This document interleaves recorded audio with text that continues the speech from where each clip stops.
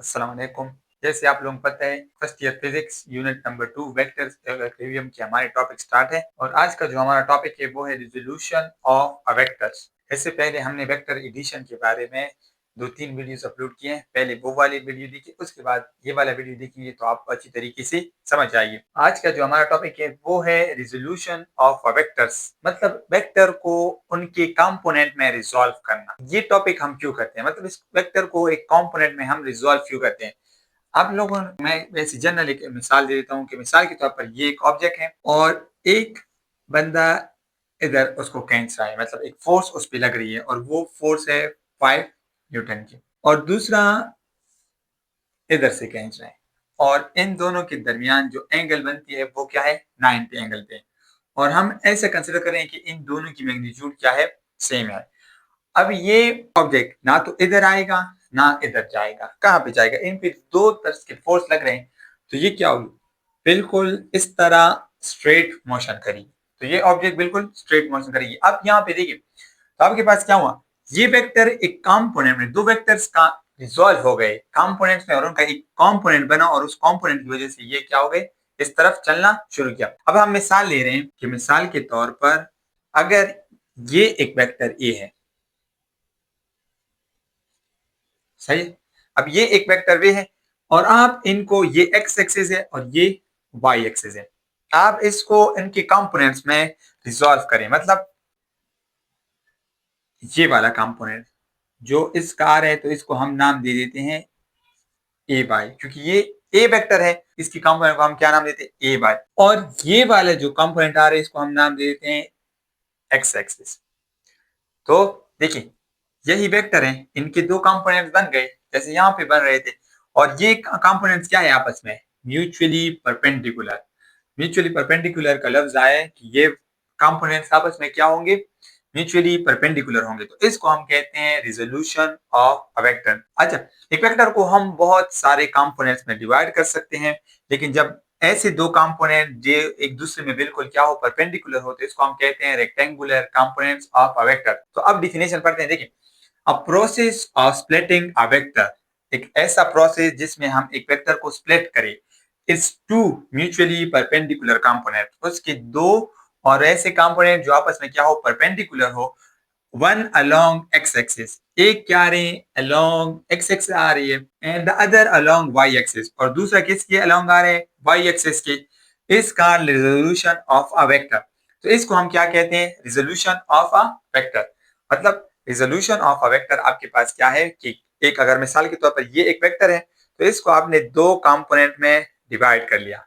अब ये इसके एक ये वाला कंपोनेंट आ रहा है और ये वाला, तो किसी वेक्टर्स को उनके दो कंपोनेंट में अगर आप इस तरह डिवाइड करेंगे तो ये जो आपके पास आएगी, तो इसको हम कहते हैं रिजोल्यूशन ऑफ अ वेक्टर्स। अब हम क्या करते हैं कि हमने इस ए की मैग्नीट्यूड काउंट करनी है, मतलब मैथमेटिकली डेरिवेशन करनी है, और इस ए एक्स की भी मैथमेटिकल डेरिवेशन करनी है, और साथ में यहाँ पे ये जो एंगल बन रही है ये वाली, इस एंगल मतलब थीटा, इसको भी हमने कैलकुलेट करना है। तो मतलब फॉर्मूला हमने इसके लिए लिखना है। तो सबसे पहले हम हेडिंग दे देते हैं कि अब क्या करते हैं, डेरिवेशन फॉर ए वाई। तो हम अब फाइंड कर रहे हैं ए वाई को। तो देखिए, हमारे पास कुछ रेशियोज हैं, आप लोगों ने पढ़े हैं, आपको याद होंगे कि साइन थीटा ये आपके पास बराबर है परपेंडिकुलर डिवाइड बाय हाइपोटेन्यूज। इस तरह कॉस थीटा ये आपके पास बराबर आता है बेस डिवाइड बाय हाइपोटेन्यूज, और साथ में आते हैं टेंजेंट थीटा, और ये आपके पास बने पी परपेंडिकुलर। ये कुछ फंक्शंस हैं, आप लोगों ने क्लास 10 में पढ़े और आपको याद नहीं होंगे कि ये रेशियोज हैं। एक ट्राइंगल की जब आप परपेंडिकुलर और हाइपोटेन्यूज इसकी दरमियान रेशियो लेते हैं तो उसके लिए हम कौन सा फंक्शन यूज करते हैं, साइन का। अगर आप बेस और हाइपोटेन्यूज का रेशियो लेते हैं तो उसके लिए हम कॉस, और अगर परपेंडिकुलर और बेस के दरमियान रेशियो लेते हैं तो उसको हम टेंजेंट। तो देखिए, जो साइड्स थीटा के साथ एडजेसेंट होगी, मतलब जो साइड थीटा के साथ टच होगी, तो उसको हम कहते हैं बेस। तो मतलब यहाँ पे ए एक्स आपके पास किस चीज के बराबर आ रहा है, ये बी के बराबर, और जो थीटा के बिल्कुल अपोजिट होगा तो वो आपका क्या होगा, परपेंडिकुलर। जो बड़ा साइड होगा जो रिजल्व हुआ है वो आपके पास क्या होगा, हाइपोटेन्यूज। तो यहाँ पे ए वाई के लिए हम यहाँ पे ये इन दो साइड्स के दरमियान रेशियो लेंगे। मतलब क्या होगा कि यहाँ पे हम यूज करेंगे साइन वाला फंक्शन, तो sine theta is equal to perpendicular divide by hypotenuse. अब देखिए अपने प्रॉब्लम के मुताबिक परपेंडिकुलर क्या है, ए वाई है, और ये चीज आपके पास किस चीज के बराबर आ रही है, ए के। तो अब हम क्या कर लेते हैं, इस ए को उस साइड पे लेके जाते हैं, तो ए बाई आपके पास बराबर आएगा ए साइन थीटा। तो ये आपके पास एक ए बाई की वैल्यू आ गई। अब हमने करना क्या है, अब हमने इस ए एक्स की वैल्यू निकालनी है। तो ए एक्स के लिए अब हमने मतलब इन दोनों की रेशो हमने निकालनी है। तो इन दोनों की रेशो के लिए हम कौन सा फंक्शन यूज करते हैं, कॉस वाला। तो cos theta is equal to base divide by hyper B by H. तो अब कॉस थीटा बी किस चीज के बराबर है, ए एक्स डिवाइड बाय ए। तो अब ए एक्स की वैल्यू आ जाएगी आपके पास, ये उस साइड पे जाके मल्टीप्लाई हो जाएगा ए कॉस थीटा। ये आ गई आपके पास ए कॉस थीटा की वैल्यू। अब हम फाइंड करते हैं ए की मैग्नीट्यूड। तो ए की मैग्नीट्यूड को फाइंड करने के लिए हम पाइथागोरस थ्योरम यूज करेंगे। ए आपके पास बराबर होगा ए एक्स प्लस ए वाई। तो यहाँ पे हम इन दोनों की वैल्यू लिख लेते हैं। ठीक है, A is equal to A X I plus A Y J, क्योंकि ये यूनिट फैक्टर्स हैं तो इधर इनकी मैग्नीट्यूड डाल लेते हैं। तो ए इज इक्वल टू ए की वैल्यू क्या आई है आपके पास, ए कॉस थीटा आई प्लस ए साइन थीटा जी। तो ये वाली आपके पास आ गई ए की वैल्यू। तो इस तरीके से आप ए की वैल्यू निकाल सकते हैं। अच्छा, अब हमने ए का मैग्नीट्यूड निकालना है। तो मैग्नीट्यूड निकालने के लिए हम क्या करते हैं, अच्छा ए की मैग्नीट्यूड निकालने के लिए हम पाइथागोरस थ्योरम यूज करते हैं। पाइथागोरस थ्योरम आपके पास बराबर है H square is equal to base square plus perpendicular square. सही है। तो एच स्क्वायर मतलब ए का स्क्वायर, ये आपके पास आ जाएगा बेस, तो ए कॉस थीटा, क्योंकि यहाँ पे देखिए बेस तो ए एक्स के बराबर है। तो ए एक्स की वैल्यू क्या है, ए कॉस थीटा। अच्छा पहले हम यहाँ पे ए एक्स वैल्यू लिख लेते हैं, प्लस ए वाई, इस पे भी स्क्वायर आएगा और इस पे भी स्क्वायर आएगा। अब यहाँ पे हमने तो ए की वैल्यू निकालनी है, तो इधर ए आ जाएगा ए के मैग्नीट्यूड, और यहाँ पे ए एक्स स्क्वायर प्लस ए वाई स्क्वायर होल मैग्नीट्यूड। तो इससे आपके पास क्या आएगी, ए की मैग्नीट्यूड। और डायरेक्शन के लिए तो हम लिख लेते हैं कि फॉर डायरेक्शन, डायरेक्शन के लिए हम क्या कर लेते हैं, ये टेंजेंट वाला हम यूज करते हैं। तो tangent theta is equal to perpendicular divide by base. ये अगर हम ये दोनों ले लेते हैं, इन दोनों का रेशियो, तो हमें इनकी डायरेक्शन मिल जाएगी। तो यहां से टेंजेंट थीटा ये आपके पास आएगा A Y divide by A X. सही है। अब क्या करेंगे, हमने तो थीटा निकाल लिया डायरेक्शन, तो टेंजेंट इनवर्स ए वाई ए एक्स, और ये आपके पास आ गई डायरेक्शन की वैल्यू। तो हमारे पास 3-4 फार्मूले इसमें बन रहे हैं। एक ए वाई के लिए हमने क्या करना है, ए साइन थीटा, ए के साथ कौन सी वैल्यू लेनी है, ए साइन थीटा की। दूसरी आपके पास ए एक्स के लिए हम ए कॉस थीटा, मतलब एक्स ये वाला कंपोनेंट निकालने के लिए हम कॉस फंक्शन साथ में लेंगे।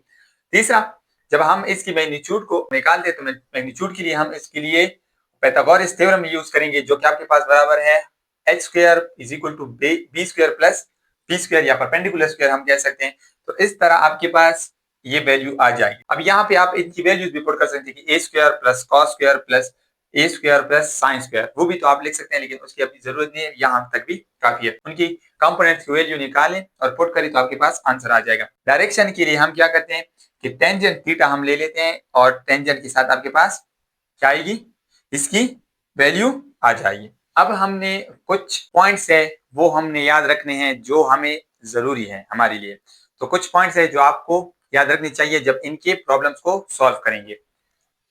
अच्छा, तो कुछ पॉइंट है जो हमने याद रखते हैं। वो कौन से पॉइंट है कि अगर थीटा बराबर है 0 के, अगर थीटा बराबर हुआ 0 के, आपके पास क्या होगा, हम एक्स एक्सिस से एंगल लेते हैं, हमेशा हम एक्स एक्सिस से एंगल लेते हैं, तो आपके पास ए बाई जो है वो बिल्कुल 0 हो जाएगा, और आपके पास ए जो बराबर आएगा वो एक्स, मतलब जितना ए होगा उतने ही वो एक्स के बराबर होगा, उससे ज्यादा नहीं हो सकता, लेकिन उसके बराबर ही होगा। दूसरी कंडीशन क्या है कि अगर आपके पास थीटा 90 के बराबर हो जाए, देखिए यहाँ पे ये 90 के बराबर आ रहे हैं, अब इसकी जो एक्स कंपोनेंट है वो क्या हो जाएगी, वो बिल्कुल 0 हो जाएगी, और ए जो होगा वो उसके बाई के बराबर होगा, वो वेक्टर का सिर्फ ए की कंपोनेंट होगा, और वो कौन सा कंपोनेंट होगा, ए बाई वाला कंपोनेंट। तीसरे, अगर थीटा आपके पास 45 के बराबर आ जाए, जब थीटा आपके पास 45 के बराबर होगा तो आपके पास ए एक्स और ए बाई की मैग्नीट्यूड जो कि वो सेम आएगी, क्योंकि हमें पता है कि साइन 45 ये बराबर है कॉस 45, और ये दोनों बराबर है 0.707, ये दोनों बराबर आएंगे, तो जब ये दोनों बराबर हो जाएंगे तो आपकी वैल्यू सेम आएगी। तो ये कुछ 3 पॉइंट्स थे आपने याद रखने। दूसरी, अब जब आप वेक्टर को ड्रॉ करेंगे, अगर थीटा 0 और 90 के दरमियान है, मतलब 0 और 90 के, तो आपका ऑब्जेक्ट वेक्टर कहां पे आएगा, फर्स्ट क्वाड्रेंट में आएगा, सही है।